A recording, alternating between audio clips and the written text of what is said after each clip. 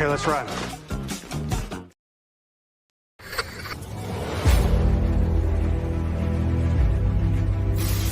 Your mission, should you choose to accept it. It's a quest. It's a quest for fun. Well, The Rock says, why don't we just cut right to the chase? Okay, now he wants to get together. Well, he wants to talk. I want you to do me a favor. I want you to tell all your friends about me. It's showtime, folks! What are you?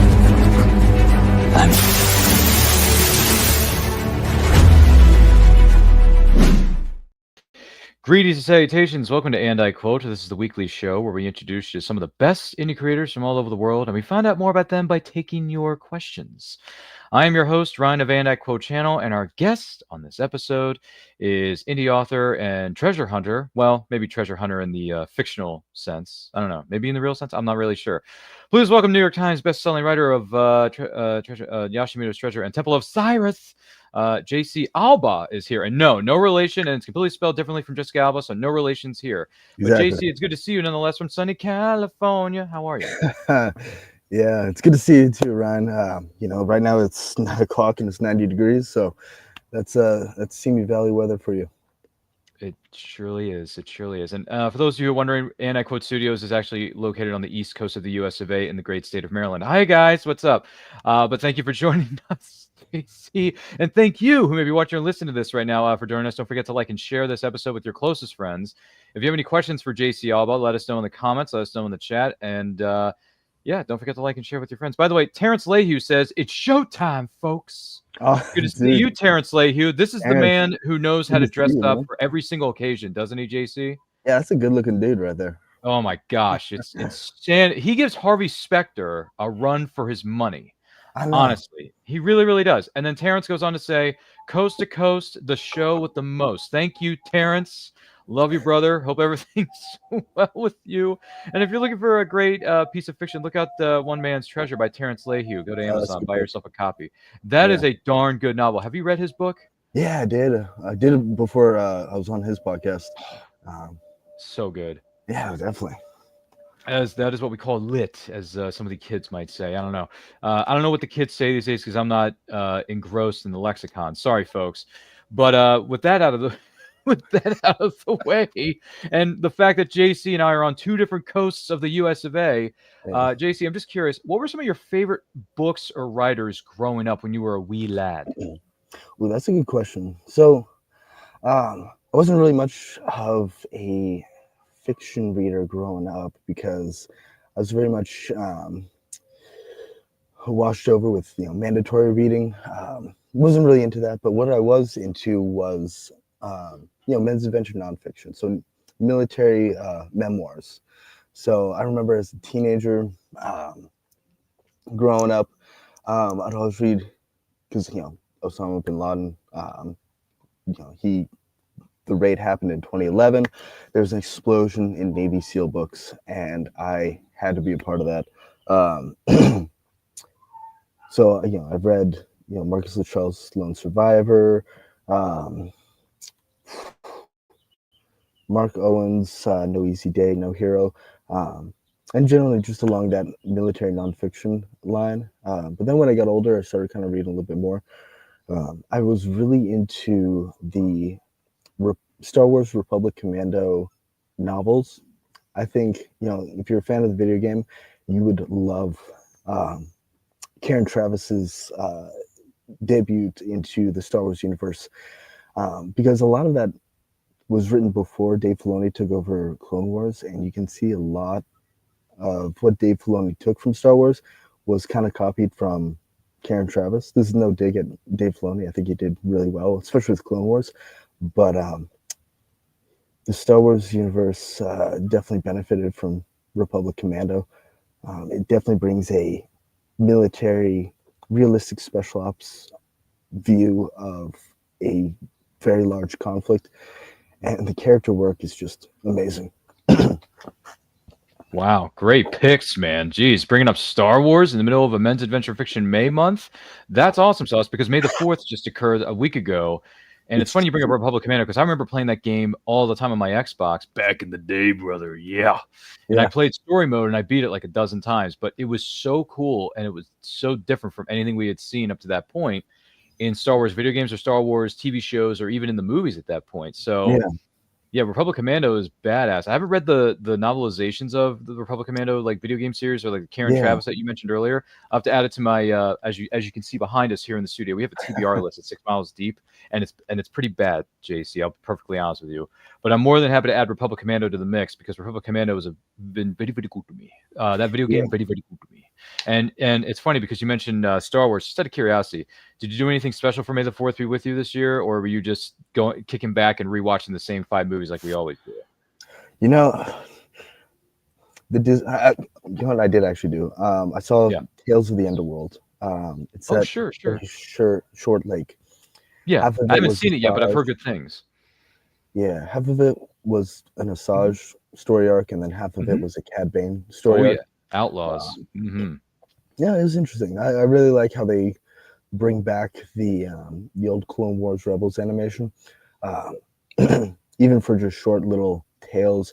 I liked it a lot better than Tales of the Empire, but Tales of the Jedi is still pretty much the best of that little short segments, Clone Wars interquels. But right, yeah, of the Tales of I like Tales of the Jedi. That's probably the best that they have. But having a short series called Tales of the Empire, and it has very little to do with the actual Empire. Yeah, I missed some marks a little bit. It's okay. You could say it. It's weak sauce compared to weak Jedi. sauce, dude. Yeah, it's weak sauce. Yeah, it doesn't hold a candle to Tales of the Jedi. Now, I have yet to see Tales of the Underworld featuring Asajj Ventress and Cad Bane, 2 of the biggest outlaws in the history of Star Wars. But once again, it's on my to-do list. It's going to happen. They're shorts. It won't take me that long to finish it. It's not rocket science here, folks. We get it. But yeah, dude, that's good stuff. That's good stuff. Yeah, that's May the 4th was a lot of fun. We did a May the 4th Be With You show, which you can find on our Star Wars Nerds playlist here on this channel for those of you who are watching and listening right now. It was a lot of fun. It was been very, very good to us. And here's one for you. Terrence says some of the original expanded universe Star Wars books are absolute gold. Yeah, I've been reading. I've been trying to get through Timothy Zahn's Heir to the Empire. Heir to the Empire, yeah.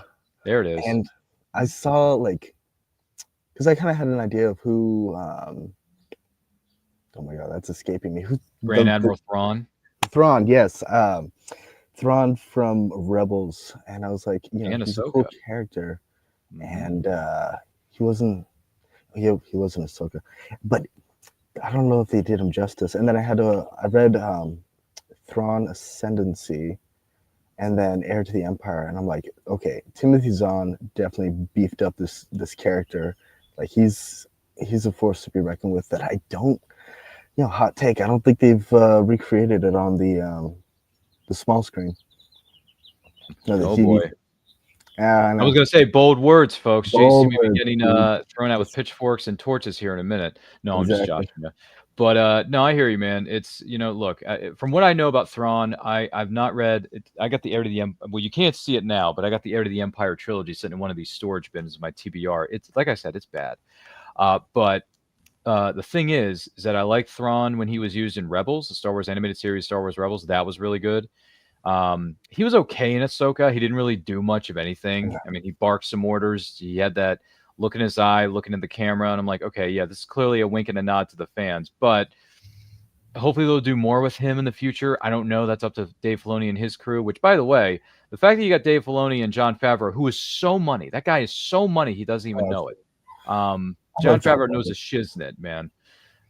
For sure. The guy single-handedly started the MCU and then now is shepherding this new era of Star Wars, which who'd have freaking thunk that a guy who was in a rom-com 30 years ago called Swingers would be leading the charge, leading the MCU phase 1. Man, that's a deep cut. See what I did there? And now he's leading the charge with this new era of Star Wars. I know, because it's funny. Years ago, I saw this movie Swingers with Jon Favreau and Vince Vaughn for the first time, JC, and I got to tell you, it's one of the funniest, best, comedic films of all time. If no one has ever seen this movie Swingers, now don't let the title fool you, okay? I know it may sound a little inappropriate, innuendo kind of stuff there, but don't let that fool you. It is a rom-com. It might be rated R. I think it is, but there's no like. If you know where I'm going with this, it's really just Yeah. the language. Other than Did that that, it's come a out- solid film. Did that come out before Friends? Because he was in Friends for a little bit. No, it came out during the run of Friends. Swingers Okay. came out. It turns 30 next year because it came out in 1996 AD. So Okay, so yeah, it's right in the middle. yeah, right smack dab in the middle of the Friends run. So yeah, you got a valid point there. And once again, this is a very much money episode of And I Quote with JC Albaugh, the guest of honor. Do not forget to like and share this. If you have any questions for JC, let us know in the comments, let us know in the chat. And if you're watching us live on the replay, thank you for doing that. By the way, Terrence has a question for you here, JC. JC, what's your favorite Star Wars entry? I'm assuming he's referring to the movies, maybe the books. I'm not really sure what Terrence is going for there, but just for argument's sake, what's your favorite Star Wars entry when it comes to the films? When it comes to, let's see. You must choose. I find Choose myself wisely. quoting Revenge of the Sith the most. I know it came out in theaters as a re-release, but I was like, I know that movie verbatim. And I don't know, it has almost the prequels, despite their flaws, had a Shakespearean, I would, maybe not on the same level as William Shakespeare, but it had this Shakespearean melodrama. And I think they turned Revenge of the Sith up to 11 with that. And I think it works perfectly. When it comes to, the original trilogy, I'd probably say, we'll probably say Empire. I think that was probably the best of the original trilogy. There you go. And then when it comes to Disney entries, I gotta say, hands down, Rogue One. Yes. The best. Like, it is a gritty. It brings the war to Star Wars. 100%. I cannot agree with you more. Rogue One is very much a great. It's the best prequel we ever got. Sorry for those of you who are prequelists, but Rogue One is the cream that rises to the top. Oh yeah, the cream of the crop, respectively. So okay, so favorite Revenge of the Sith, huh? You turned her against me. You have done that yourself. Sorry, yeah, you did. You did. You literally did, and you choked her to death. So much so that we actually thought she died in that scene, and then 2 minutes later, she's giving birth to twins. And I'm like, wait a minute, how does this work? How does this possibly work? When you choke the love of your life out with a force choke, and yet 20 minutes later, she's able to give successful birth to two beautiful looking twin babies. And then the nurse comes out of the room and says, she's lost her will to live. I think she's dying of a broken heart. I don't know what that means, but I think she's dead. And Yoda and Obi-Wan are looking at each other like, is this in the script? Like, what is this? She dies of a broken heart. What does that even mean? It doesn't make any sense. So, yeah, sorry, I'm not a prequelist. It's not happening. But Rogue One is happening. That is happening. That is very much happening. But yeah, I'm sorry. Rogue One is great. I saw it. How many times did I see Rogue One in theaters? Probably 3 times. Okay, yeah. I mean, it's freaking awesome, man. Yeah, twice. Yeah. Yeah, it's a masterpiece. That is, at least in my professional opinion. And Andor season 1. That was.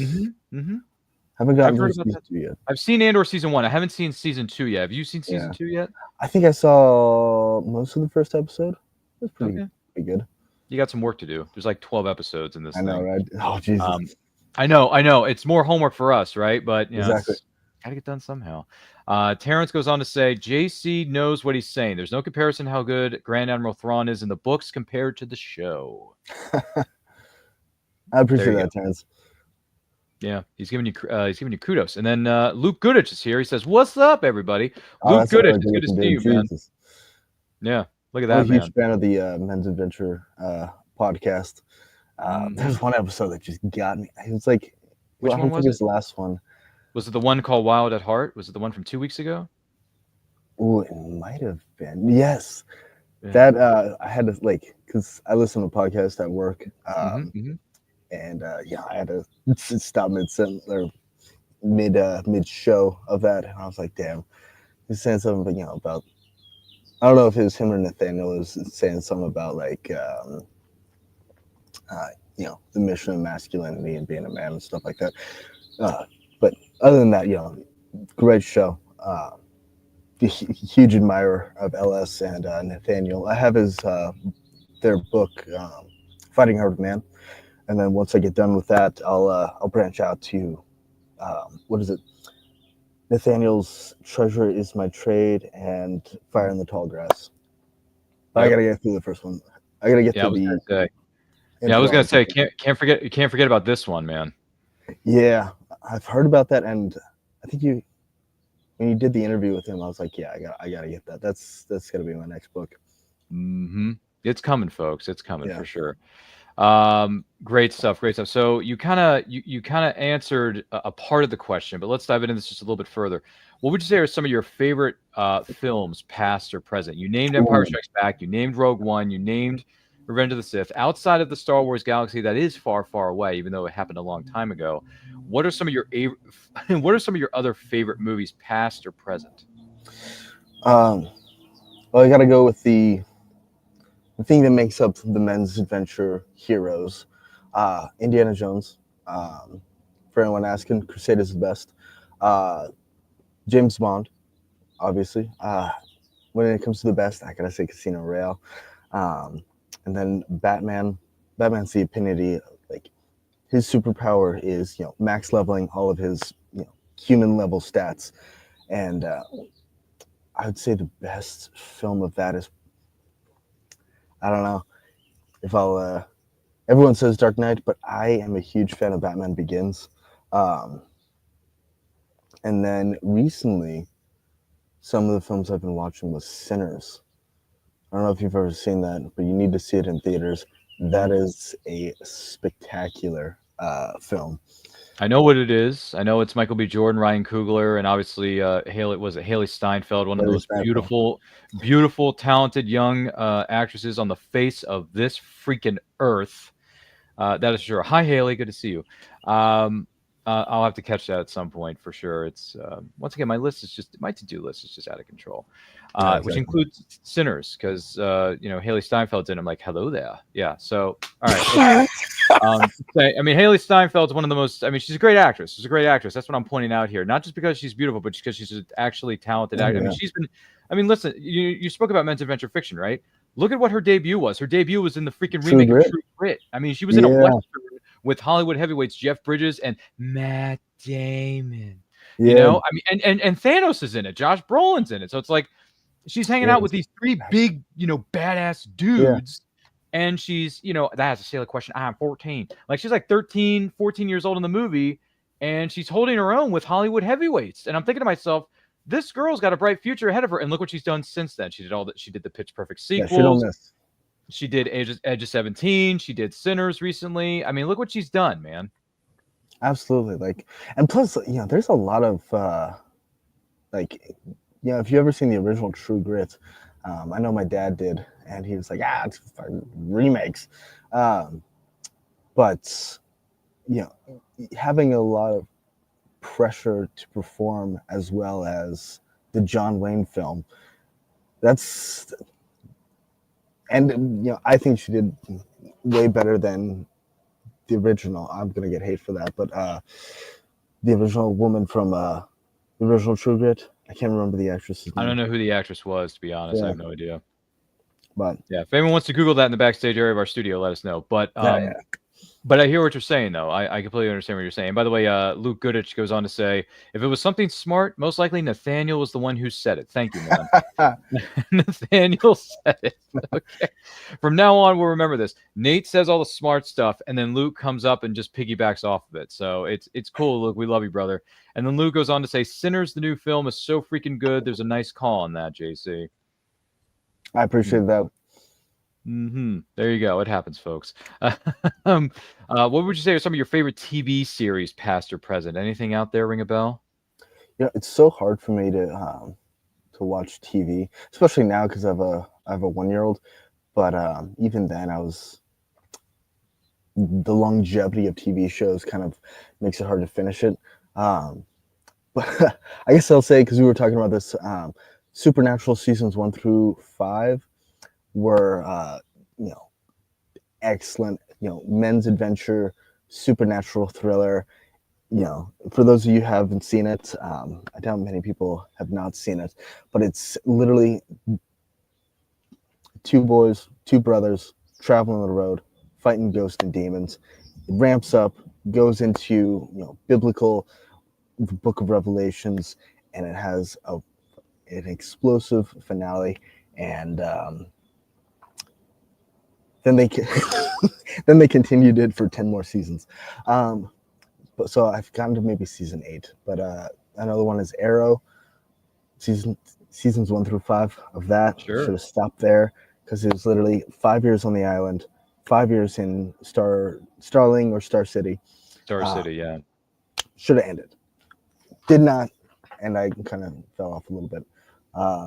Andor season 1 is a slow burn, but it ramps up, and it has some of the best dialogue I've ever heard.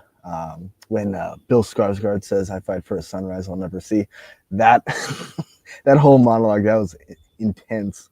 But other than that, other TV shows, I think there's probably a bunch of that I'm forgetting right now. It's okay. But it's early in the morning for those of you who live in the great west coast of California, so it's exactly. fine. People are still getting up and getting their first cup of coffee. It's it's all good, JC. And if you're just joining us and you did have your first cup of coffee, welcome to And I Quote, the best show on earth. Don't forget to like and share this with all of your closest friends. If you're watching this live on if you're watching this live on a replay, thank you for doing that. If you have any questions for JC Albaugh, let us know in the comments. Let us know in the chat. I'm more than happy to take those as they come in. And thank you for everybody who's commented thus far. I really appreciate all of you. With that being said, what made you decide to become an indie writer, JC? That's a good question. So I was asked this before, but I kind of refined it a little bit. So when I was growing up, I guess I tended to get distracted because I was always writing my own stories when the teacher was talking, especially in elementary school. And then I've always had a passion for independent storytelling. I used to film or make my own short films when I was in middle school and high school. And unfortunately, that kind of stopped because my house got burglarized, took my camera, took my computer. But then, went to college, went to VMI. If you guys know what the Virginia Military Institute is. And then I went to the Navy, traveled the world, especially Southeast Asia. Went on a multitude of different adventures all around. We can talk about that later. And then once I was done with Okinawa, I still had a year left of time in the Navy. And then I went to finish my degree. And I finished my degree with University of Maryland Global Campus. And that was all online. It was awesome. And I got my degree in political science. So every week I would be writing essays and essays. And by the time I got my degree, I was like, I'm kind of into this writing thing. I want to write for myself. And I developed a story that involves everything that I love about fiction. It's got supernatural elements. It's got, archaeological thriller elements, military special operations, espionage fiction. And at the source, or at the heart of the characters, it has, I'd say, Christian themes, especially when it comes to the spiritual warfare that the characters deal with on a literal basis, and the spiritual warfare that we, deal with on a day-to-day metaphorical basis, if you know what I mean. And the characters are all based on people that I, know and love in my own life. Maria Gutierrez, the leading female, is the novelization of my own wife, and then Carlos and Sal are novelizations of two of my best friends from the Navy. We went to Okinawa. We were in separate battalions, but in the same shop, if you know what I'm talking about. So we would always see each other. We would always work together. And then, when the weekends would hit, we would all go out together. It was such a great time, and I had to embody the stern seriousness of Sal and the laid back attitude of Carlos into my book. Ooh, that's really good stuff. Now, when you mentioned Okinawa, did you see any of the descendants of Mr. Miyagi, wax on, wax off from the Karate Kid? Because, as you all know, for those of you who watch the Karate Kid, Mr. Miyagi is originally from Okinawa. So, Yes, see any Mr. but- Miyagi's roaming around doing some fishing, maybe teaching some youngins how to do karate? So that's the thing. Karate Kid Part 2 Mm-hmm. was filmed in Hawaii. Oh, wow. Yeah, if you ever seen that, They Conan faked this O'Brien out, film- man. They faked this I out. I know. thought it was shot in Okinawa. Wrong. Wrong. But I did learn. It's called McMAP, so Marine Corps Martial Arts Program. So I got to gray belt in that. I got my tan belt in Okinawa. I got my gray belt in Korea. But I had a lot of fun with it. I wish I could have upgraded a little bit more, but I wasn't a Marine. I had a lot of duties as a Navy Corpsman, working medicine, working on taking care of Marines, and then. But yeah, there's a lot of. I say there's a lot of karate places in Okinawa. A lot of jiu-jitsu, which is also Japanese, and then if you ever go there, definitely highly recommend. It's like Hawaii but a lot cheaper, and they're very accommodating to American tourists over there. Wow, that's good to know. Yeah. Well, thanks for sharing that with us. And by the way, thank you for your service, everything you've done, Yeah. for sure. Thank you so much. And man, that's a lot of traveling, man. You racked up the frequent flyer miles for sure. I've never been overseas. I've never been out of the. If you count Canada being out of the country, yeah, sure, I've been there. But Canada's Canada, right? That's just yeah. Yeah, it's a weird version of America. Yeah, I like to maybe visit some other places, but we shall see what happens in our future, folks. We don't know what's going to happen. I mean, you can take it one day at a time, as one might say. But wow, that is some good stuff. So what would you say are some of the biggest rewards about being an indie writer? Oh, still looking for those rewards, but I'd say complete control. Like everything is, you have extreme ownership over everything that you do. Like this is your product. You are responsible for getting that product out to other people, and you can really make it your own. I've heard stories about people working with publishers and working for screenplays who work with producers. They kind of have to make some creative adjustments that may not be their own. But when it comes to being an indie writer, this is your baby.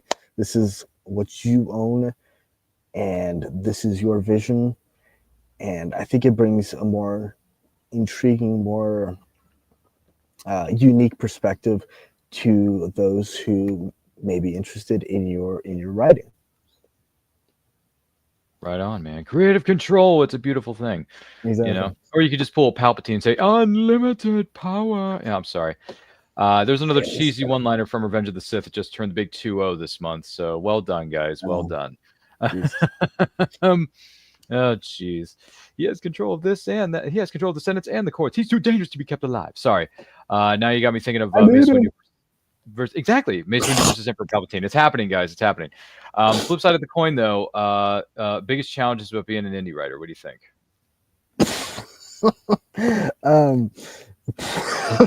I'd say everything, but biggest challenges is you create your product, and you create your stories, got all the characters, it's edited, it's perfect in your mind, and when you get it out to Amazon KDP or wherever you do your wherever you publish your content, getting the audience is definitely the hardest part of that. And I've been working hard with Instagram and trying to kind of get people interested, especially with like memes or videos. I will say, shout out, I don't know if he's on the chat, but it's this Instagram page called Dom Saves the Day. His name is Dom. He is the Ralph McQuarrie to my George Lucas. He has been doing amazing concept art. He DM'd me and he was like, I loved your book. Can you, or can I can I do concept art for your characters? And I was like, absolutely, that's all you. And he's done phenomenal work, and I'm, truly appreciative of everything he's done. I'm trying to get him to redo the covers for both my books, but financially, I'm a little short on that, so I gotta hold off a little bit on that. Wow, that's really cool. People connecting people, people helping people. Exactly. Teamwork makes the dream work, fellas. That's just how it works. Fantastic stuff. Fantastic stuff. So, if somebody is thinking about becoming an indie writer, what advice would you give to those aspiring writers out there? Ooh, I'm pretty sure other indie writers have talked about architects versus gardeners, and actually, I think Luke talked about that, but I'd say have a healthy bit of delusion. Obviously, don't think that you can sell 1 million copies the day your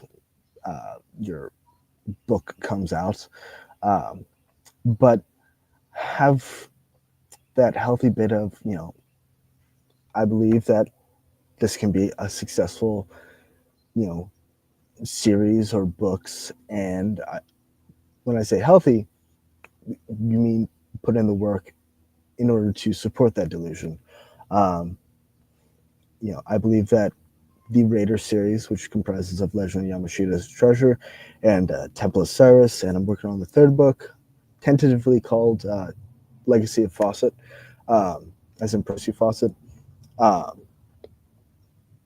You got to have that healthy delusion every day when you say, I might not be successful now, but when I keep grinding and keep working and keep refining my craft, one day is going to be my day. So don't get discouraged when days seem dark, and sometimes when the days do seem dark, you kind of have to light your own fire and push yourself into the light when it comes to that. That's all I'll say on that. Wise words, Master Jedi. Good stuff. No, I completely understand where you're coming from for sure. It seems like you kind of, and when you say the word delusion, I'm thinking of the line that our good friend Han Solo says, "A Jedi Knight. I'm out of for a little while." Represents everyone has delusions of grandeur. I'm sorry, that's Return of the Jedi. Anybody remember Return that? of the Jedi. Back when Yeah, he just got unfrozen. Yeah, he got unfrozen from carbonite. He's blind. He can't see. Chewie's kind of like directing him around the prison cell. He's like, "I can't see, pal. What's going?" It's just Chewie being the big walking carpet out of my way. Luke Goodich, LS author, goes on to say, "Connections are everything. Not only just to help you out, but for the meaningful relationships that they bring." Oh, that's a good one. Yeah, I've very much been an introvert most of my life, and getting myself out there and making connections with this community. I'm in the Discord. I don't exactly know, despite my relatively young age, I don't exactly know what to do with Discord, but it's good to see all you guys working hard, and it's good to be a part of this community. I'll say that much. Well, we're happy to have you be a part of it, and Luke, Nate, who put it together, and everyone who's in it. The Men's Adventure Fiction Discord is what we're referring to, folks. If you want more information about it, sorry. Yeah, no, it's cool, it's cool. Check out the Men's Adventure Fiction podcast on YouTube. The link to join the Discord and other information about them and what they what they are up to in terms of projects are available to you. So check it out for sure. And then Luke Goodich, you can follow him. He's got an Amazon page. He's on Instagram. I think it's LS author on Instagram. So check him out. He's got a lot of good stuff. Even though this show is mainly about the man of the hour, the man with all the power, JC Albaugh. Speaking of which. Let's talk about this for a minute here. So, Legend of Yashimita's Treasure. Ooh, look at that cover. 3 people ready to go to battle. A Raider novel. Someone's not familiar with this. You're stuck in an elevator for 60 seconds. You got to make the magical thing known as an elevator pitch here, JC. What exactly is the Legend of Yashimita's Treasure? Yamashita's Treasure. 60 seconds on the clock. Ready, go. So, it is a modern day pulp adventure novel, archaeological thriller. not set in the post 9/11, but I'd say post Abbey Gate. If you guys know what Abbey Gate is, you know, it was a drawdown of Afghanistan, and this takes place after that, modern day 2020s. And this recon brain, Jack Carter, he's idealistic, he's highly trained, but due to the nature of how the command works and his unit, he's never seen combat, uh, and instead of doing or keep going on in the Marine Corps, he decides to make it out on his own. Realizes that making it out on his own is is really difficult. I think a lot of veterans kind of go through that. Um, he gets invited by his best friend and his corpsman, um, aka medic, Carlos, who kind of advertises the work of private military contracting. And so he goes to this very elite company called Boone Tactical, and he goes through this very rigorous training program where a man by the name of Andriy, who's a Ukrainian, he kind of teaches him the value of the head and the heart of being a warrior. And once he passes through the arduous training, he goes on to this security detail for an archaeological company. That's where he also meets Sal, who kind of tags along. And then once they kind of get to they meet the archaeologist. One of them is named Maria, who is this femme fatale. She's a young up and coming archaeologist trying to get her doctorates, and she's currently working through the process. So she tags along, but she also reveals that she too was on her own trail of finding this thing called Trishula. So variety of things happen, and at the end of the day, the world has changed forever. If you want to learn more, my book is on Amazon. There you go. Don't give too much away, because otherwise, I want to read this. No, it's that sounds more phenomenal. Sounds great. I mean, I've heard Legends before, but Legends of Yashimita's Treasure. There was a game show we watched when we were kids called Legends of the Hidden Temple. Yeah, exactly. On Nickelodeon. So you know where I'm going with this. And there's so many different legends out there, but Yashimita's Treasure, this is a bit of a new one for me, folks. So I'm very much intrigued. So that sounds more phenomenal. But with that being said, every great saga has a beginning. So with the beginning comes, well, what happens next, right? Well, exactly. It's called Temple of Cyrus. So what exactly is Temple of Cyrus? What is it? So Temple of Cyrus, the events of the first, it's a direct sequel to the first novel, Legend of Yamashita's Treasure. And what happens in that, basically the world's changed after a certain event, after the climax of the last book took place, and the President of the United States declares a need to find occult and paranormal antiquities. So the FBI and the CIA all have their respective task, and they recruit Maria to go to the FBI, and then Jack, Carlos, and Sal to go to the CIA. And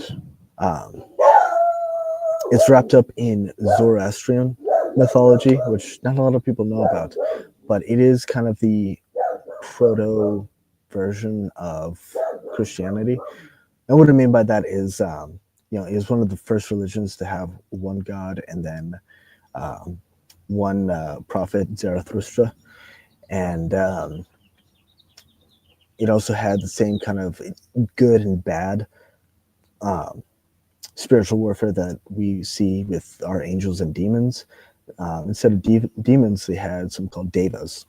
And one of the big you had Angra Mainyu, which is probably the Christian version of Satan, and then you had his lackeys, which is Druj Nasu, Aishma, and then that's gonna bother me.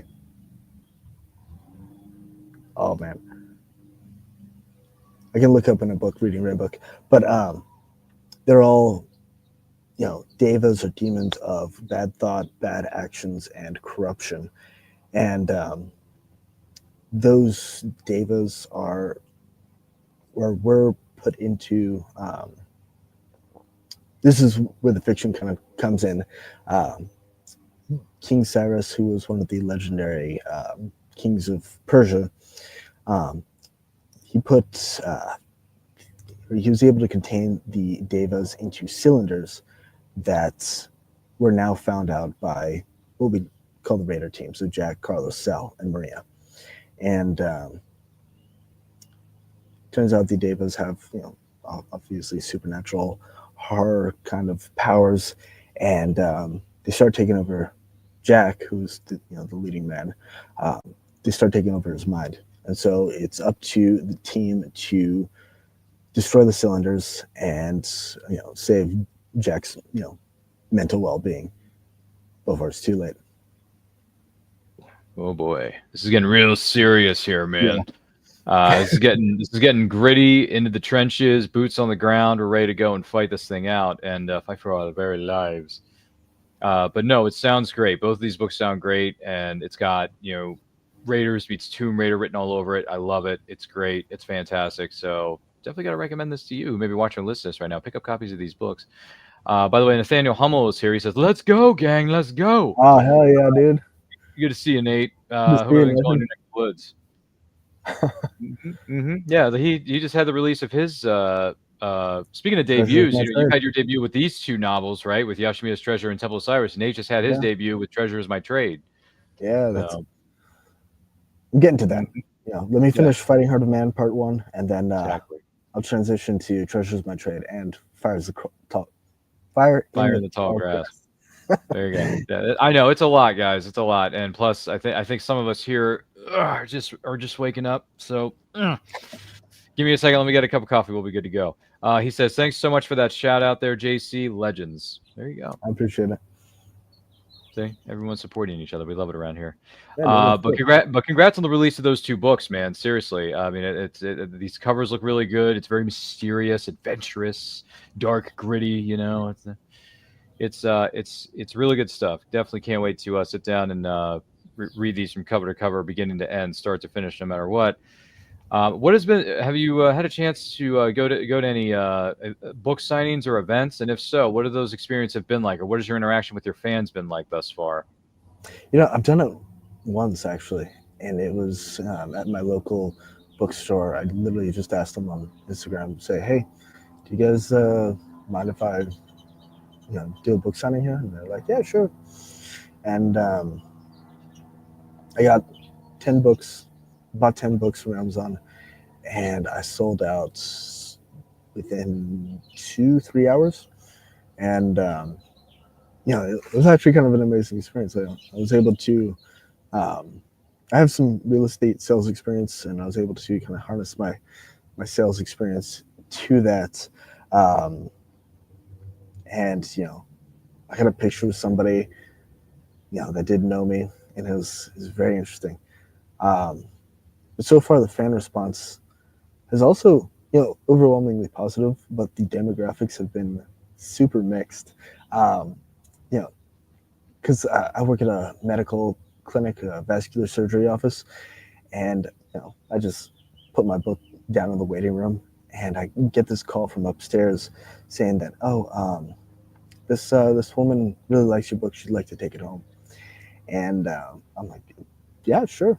And she finished it, and when I went up there, it was like this 86-year-old woman who was really into my book, and I'm like, huh, this 86-year-old woman really likes a book with a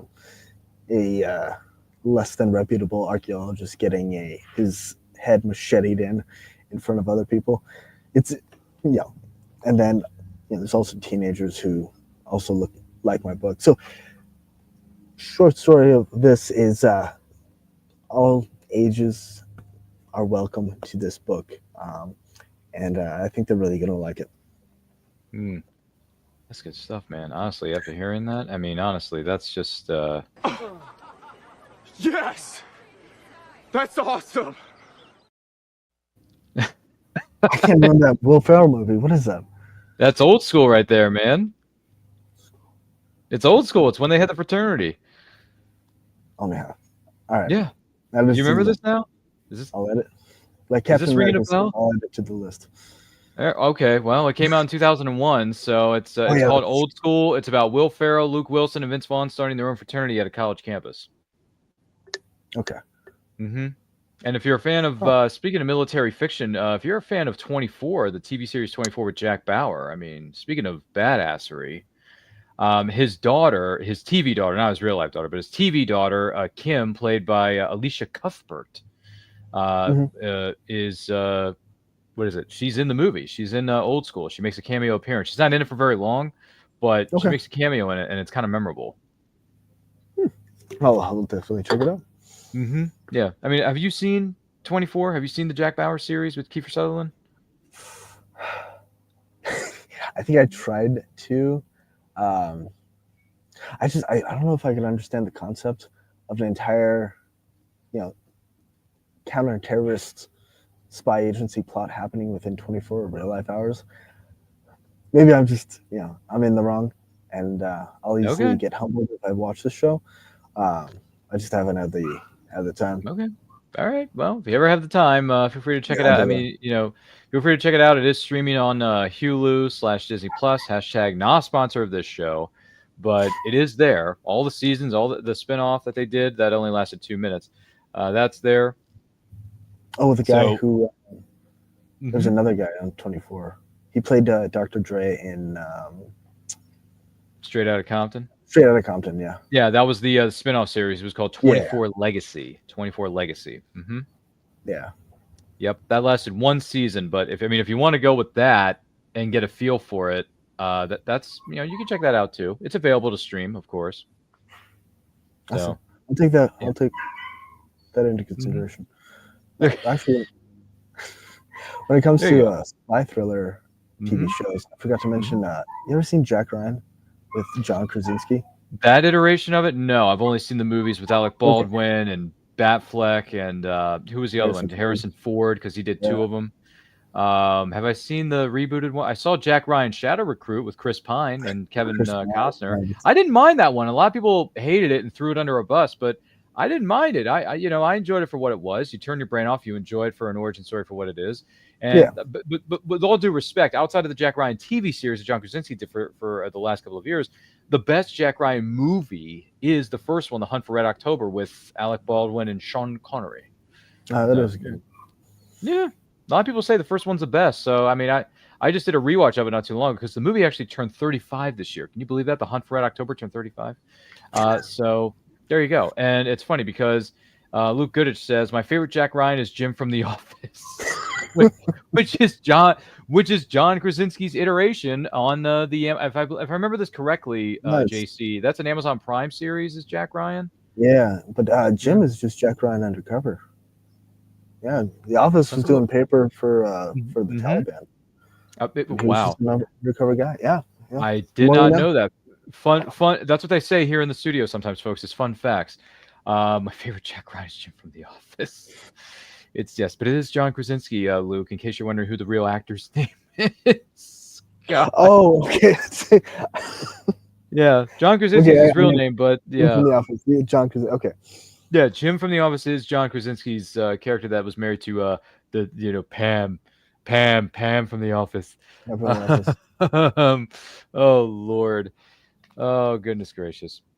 But I'm surprised you didn't mention because Luke brought this up not during the course of this program, but a while back. He brought up one of his favorite shows is a Magnum PI.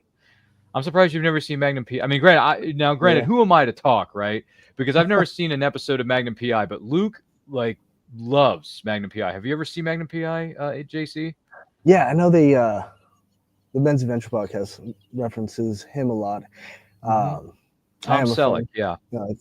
Nathan, if you're still watching. But no, I've never seen. I think it might have been shown an episode once by my dad growing up, but where is it available?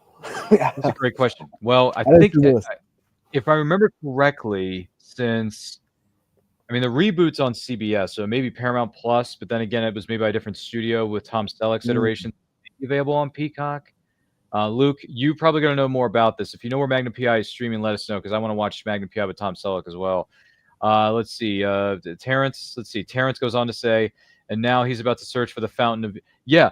Yes, that's right. John Krasinski has a new movie coming out, and it's called Fountain of Youth, with John Krasinski, Natalie Portman playing his sister.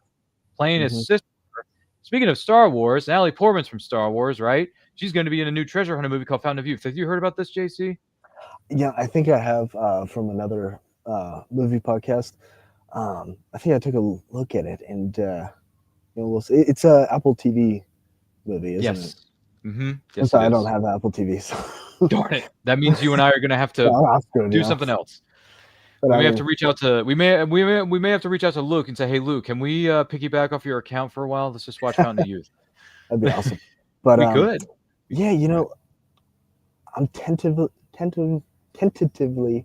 excited. It's because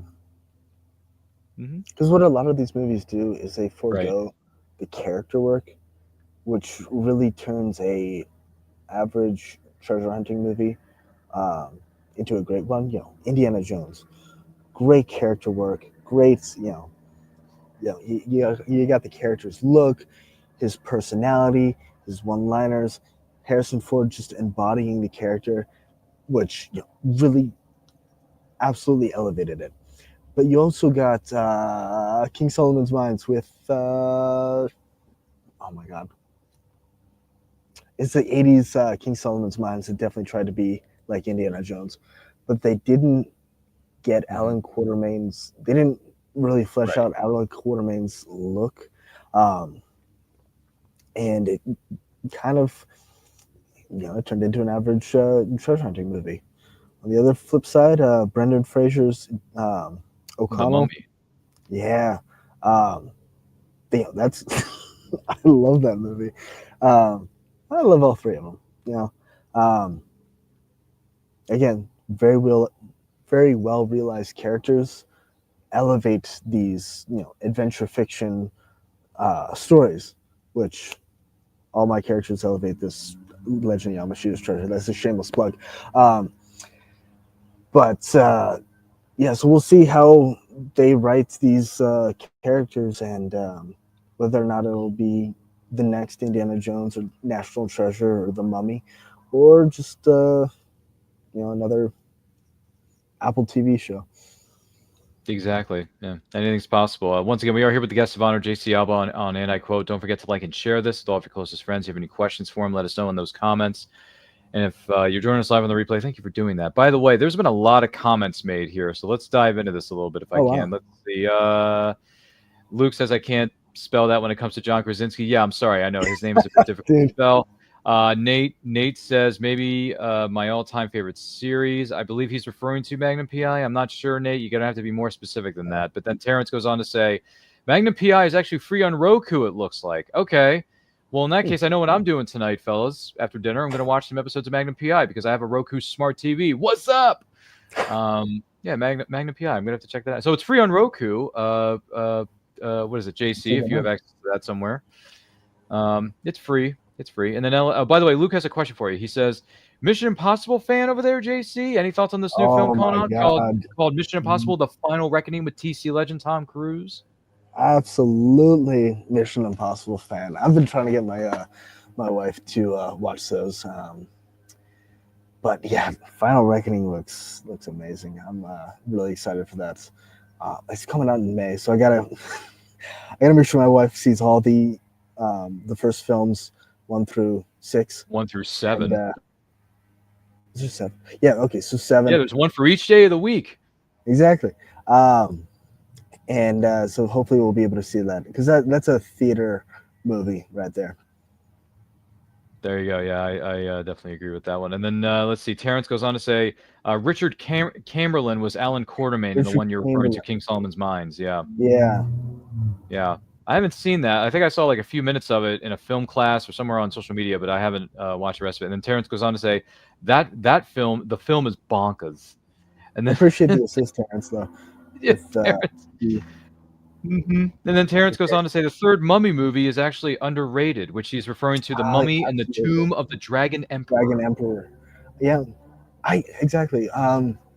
So I think I was watching a film criticism on that, but there's nothing there that kind of resonated with me, because there's nothing, or when it comes to the criticism, when it comes to, there was a mummification of Emperor Shi Huangdi, and I thought it was, a better elevation of the story, I would say, than Return of the Mummy. I would probably put The Mummy, Mummy Tomb of the Dragon Emperor, and Curse of the Mummy in that order of ranked of how good they are. And then there's the Scorpion King saga, but I haven't really seen that. But anyway. Yeah, I gotcha. Maybe we should do a Mummy ranking one of these days. Absolutely. Who knows? We can sit down and talk about Mummy movies all day, son, because Mummy movies have been around for like 100 years. Film-wise, not just the stories that exist in pre-existing, books or magazines or properties. Yeah. But still, and then Luke actually goes on to say, I can't believe I'm saying this. Yes, Mummy 3 is sick. There was actually a men's adventure fiction magazine featured in it. Really?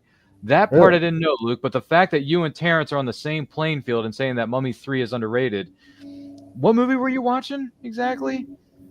Because I look, all kidding aside, Mummy 3 is it's fine, but it doesn't hold a candle to the first one. All right, we can all agree on this, which I know we do. But for you three fine young gentlemen such as JC Albaugh, Terrence Lehue, and Luke Goodrich to look at me in the eye and say, "Oh yeah, Mummy 3 is great. It's underrated. What are you talking about?" I'm like, I don't know what movie you're watching. I mean, the most glaring issue that I think a lot of people have with that third movie, right, JC? And I think you would agree with me on this. Mm-hmm. The recasting of Evie. All right, the recasting. Okay, yeah, that was a big L. Okay, I love Maria Bello as an actress. I think she's beautiful. She's smart. She's a badass mamma jamma as an actress. Not Rachel Weisz. For her to come in when Rachel Weisz refused to come back for the threequel, and that's what you do in Hollywood. I think she refused to come back, or maybe her contract expired or something like that. Yeah. It was one of the two, or maybe she didn't want to come back because she just felt like maybe she realized that the script was weak and she didn't want to come back. But like some people have realized that over time. But Maria Bello's a fine actress. Yeah. For her to pull off a fake English accent, I mean, JC, it didn't work, man. Yeah, I mean, okay, yeah, I could definitely agree that you gotta get past the recast of Evie. Rachel Weisz has nailed that, and part of her character is in Maria, which is the leading lady in my book. But Ryan, can we extend the branch of peace and say Mummy 3 is better than Indiana Jones and the Dial of Destiny? Sure, yeah, we can definitely go with that. Okay, there we go. Hey, I mean, it's fun. Listen, well, here's the thing, and I'm gonna go on a bit of a devil's advocate here. I didn't mind Dial of Destiny as much as I minded Kingdom of the Crystal Skull. That is just not good. Really? But Dial of Destiny was fine. But here's the biggest issue I have with Indy. Is it called Indy 5? Yeah, Indy 5. So Indiana Jones and the Dial of Destiny. First of all, there's only 3 Indiana Jones movies in real life. Second of all, Dial of Destiny was 3 hours, and it should have been 2 hours max. That's another. The running time was way overextended. And the other thing was, there was a lot of suspension of disbelief I had to put into my brain, and a lot of the CGI you could tell was fake. So we had issues with Dial of Destiny. I liked the premise of it, and I thought it was a good wrap-up for the series overall. I really did. But at the same time, it had glaring issues that were hard for me to overcome. Now, I haven't seen Mummy 3 in a while, JC. I may have to go back and rewatch Tomb of the Dragon Emperor because I haven't seen it in a while. I apologize. I'm going to have to do it. You know what, Luke, Terrence, I'll do you guys a favor. I have the whole series on DVD. I think I kept. Did I kept Tomb of the Dragon Emperor? I think I kept that one. I think I kept it. I didn't throw it away. I'm going to look back at my DVD set here. Not right now, but I'm going to do it later. And if I have Tomb of the Dragon Emperor, which I'm pretty sure that I do, I will go back and watch it at some point. I will. Maybe I'll do it this weekend. Maybe I'll even do it tomorrow. Okay. And then I'm going to text JC on Instagram. I'm going to text you. You know what? I'll just put it in the Discord. I'll put it in the Discord. I'll tag all 4 of you and be like, hey, these are my 2 cents on Tomb of the Dragon Emperor. Let's just keep it that way. I didn't know that, by the way. Well, some things are being brought up in the chat. But yes, Tomb of the Dragon Emperor. I need to reassess my feelings on on Mummy 3. LS author, or Luke, I should say. Let's see. He says Rick is sleeping, and the Men's Adventure Fiction magazine is actually on his chest. He fell asleep while reading it in the film. Okay, I'm gonna have to look for that little small detail when I'm rewatching Tomb of the Dragon Emperor. Okay. So I'm going to look for that. Terrence Lehue says Flinch Books has an incredible, and I mean incredible, Mummy Stories anthology. Really? Flinch Book. I know Flinch Books. I know who they are. I'm going to have to look up the title of this. Terrence, do you have the title of this Mummy anthology that JC and I should be looking up? Let us know. I'm curious. Okay. Nate, let's see. Nate Hummel goes on to say, I really loved Mummy 3. Too sick. I think it has the best set pieces featured in the series. What is happening right now? I mean, you got the. I think the son, when he finds the initial like opening to the tomb, and it's like the little the crossbows that go in and out, and he's trying to run from that. I think that's classic. You don't really see that anymore, where it's practical effects and the tomb. Or the tomb set dressing, because that can also make or break a film. The Indiana Jones trilogy had really great set design that was able to make it feel old, and I think that's recreated in Mummy 3. And Mummy 1 and Mummy 3 had it, but Mummy 2 had some weird set pieces where it looked more like Legends of Hidden Temple than it did an actual temple. But yeah, that's a good take. Maybe not the, obviously the first Mummy is probably the gold standard of those films. But yeah, the battle, the fight scenes, the museum chase, or the post-museum chase, those are all very good set pieces. Wow, this has been interesting. This has been interesting. I've never heard in all my years in the film business, I've never heard anyone say, "Oh yeah, Mummy 3 is awesome. It's underrated." I'm like, "Excuse me, what was that? What movie were you guys watching that day?" But anyway, I know, honestly, I feel like I'm on a completely different playing field. I feel like I landed on a different planet. Look, give it 10 years, and kids today will say that the sequel trilogy is underrated. And for Star Wars sequel I know what trilogy, you're referring to. And that'll be the day. It could be. Yeah, you and I are going to be sitting here talking about that. Who knows? Let's see. Nate Hummel goes on to say, let me see. Or no, it was Terrence. Excuse me. Terrence goes on to say the first Mummy film is by far the best by far. I heard a great idea where the sequel should have been Rick and Evie fighting different Universal monsters in each film. That's a dude. I would have watched that. As someone who finally went back and saw the history of Universal monster movies, because I have the original 8 movies on Blu-ray set, Terrence. Okay, so I know my history. Dude, I would have loved to have seen that on film. Are you kidding me? Rick and Evie fighting each one in every sequel. Dude, I would have. It has that archaeology standpoint. Yeah, dude. Yeah, JC and I would have been there, front row center. We would have watched them. I would have. Honestly, I would have gone to each one if that was the plan for the sequels. Between what was it? It was Brendan Fraser, Rachel Weisz, and then who was the director? Stephen Sommers. That's it. Summers, yeah, Stephen Sommers was the director of the first 2. And then let's see. Luke Goodrich goes on to say, Mummy. This is how he ranks his Mummy movies: Mummy 1, 2, and 3 watch-alongs in the Discord. Oh, that's the idea. Okay, we're gonna do a watch-along for all 3 Mummy movies, and JC, myself, Terrence, Nate, Luke. Who else is going to be involved in it? Like everyone in the Discord is going to do a watch along of all 3 movies. How do you feel about that, JC? You want to take part in that? I mean, the biggest thing is getting my wife or at least getting my son to sleep. But as soon as he's asleep, let's do it. That's going to be on Discord. All right, fellas, stay tuned. Mummies 1, 2, and 3 watch-alongs being featured in the Men's Adventure Fiction Discord coming soon. Stay tuned for that. Luke, that's a heck of an idea. Terrence goes on to say more specifically, the name of the book is called Restless. It's an anthology of mummy horror that was edited by Jim Beard and John C. Bruning of Flinch Books.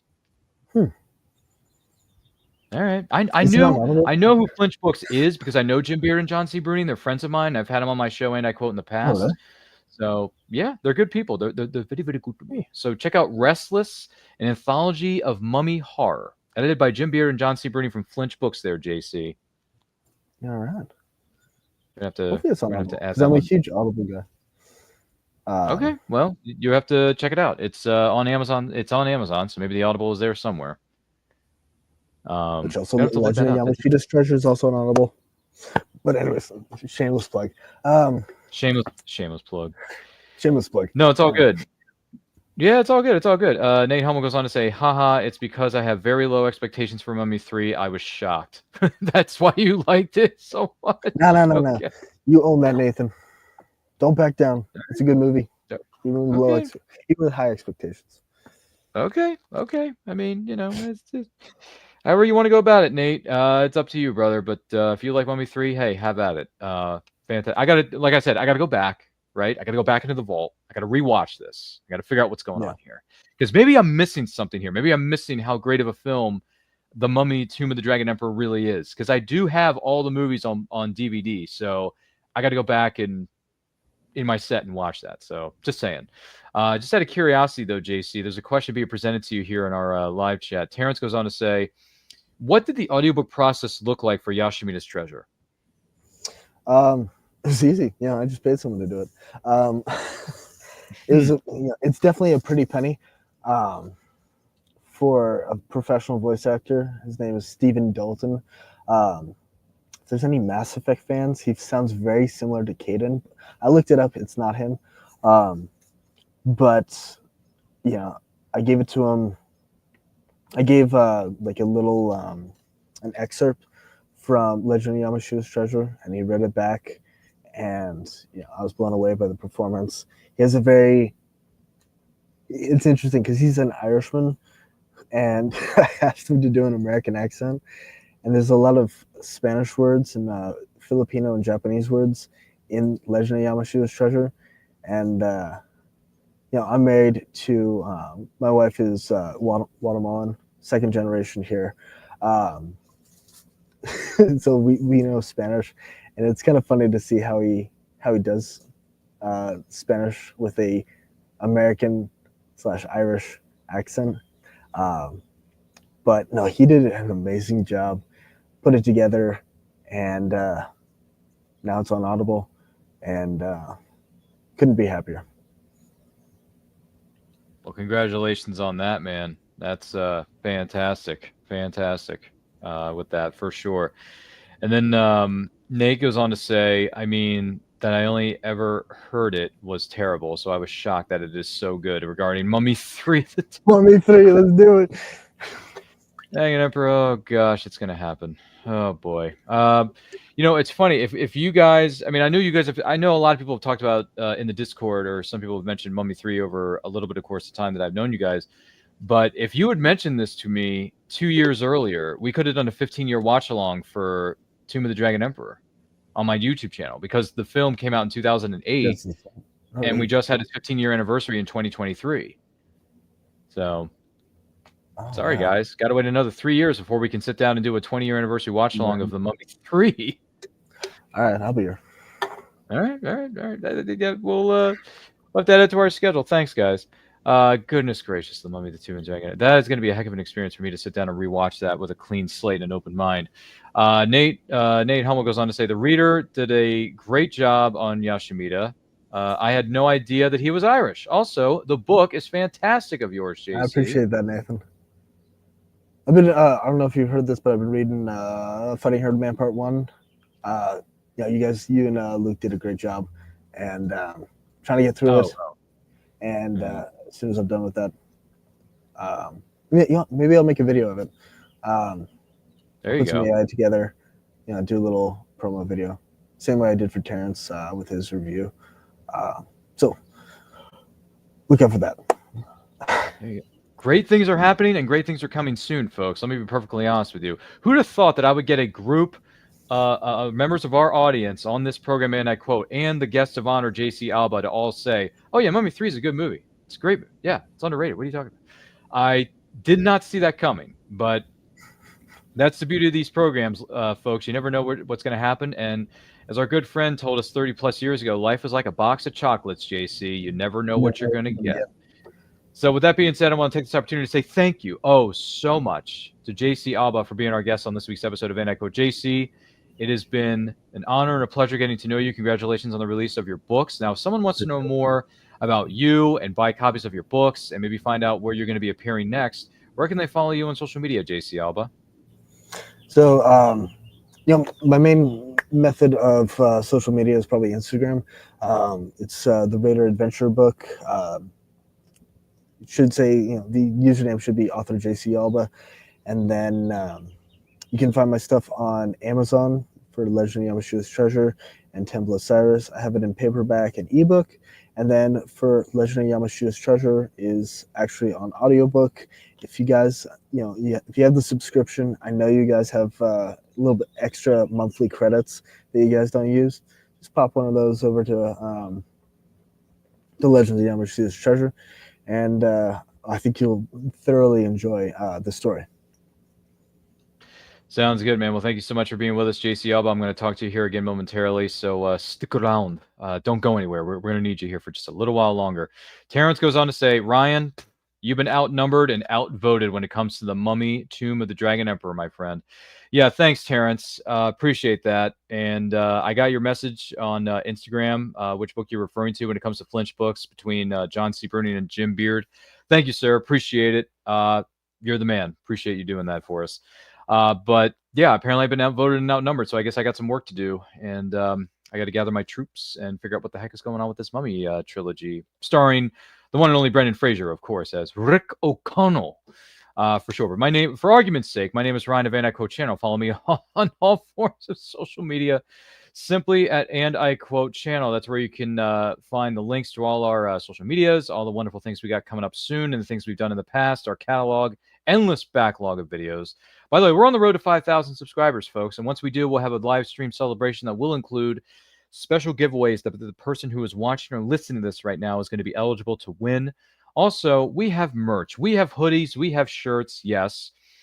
We have stickers you can add to your water bottles. We have coffee mugs. We have stationery. We have postcards. We have pens, pencils. We have bed sheets. All kinds of things you can add to either your wardrobe or your office space or your home, your office, whatever it may be. We have it available to you there. So check it all out. It's good stuff, as one might say. And speaking of men's adventure fiction, hey, it's Men's Adventure Fiction May here in 2025. So if you're looking for really good stuff, check out the podcast hosted by Luke Goodich and Nathaniel Hummel. Check it out. Great podcasts on Spotify, Apple, Google, wherever you download your podcast. And it is on YouTube as well.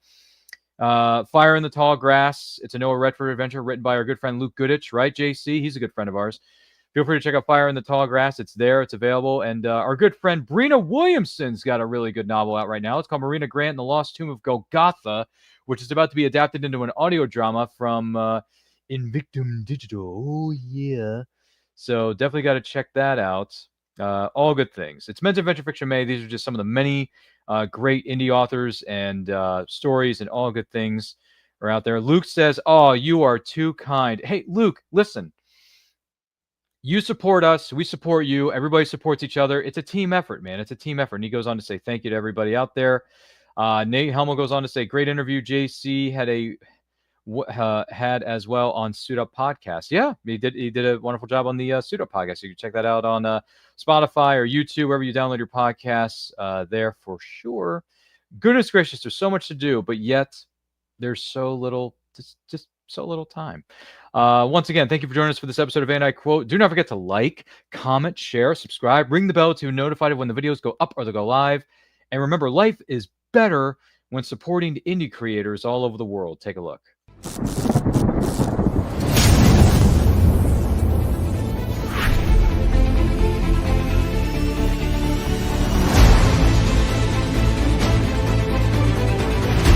Choose high-flying action. Choose death-defying escapes.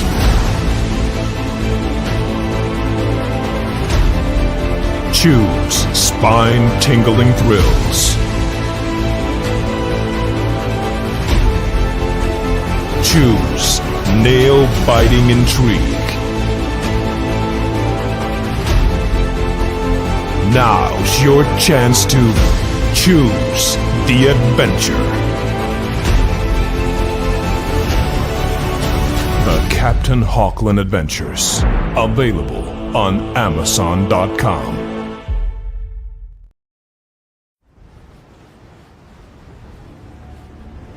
Strelin of Ulia is a cursed man, and cursed men are dangerous. He has traveled the known world seeking a way to lift his curse. So far, he has not found what he is looking for.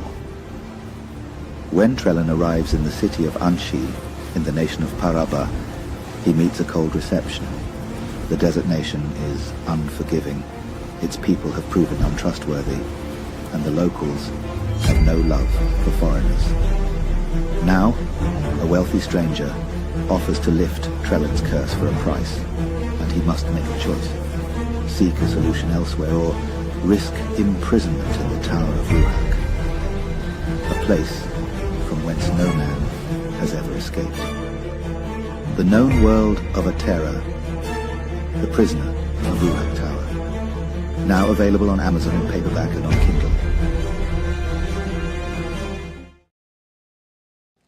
Good morning!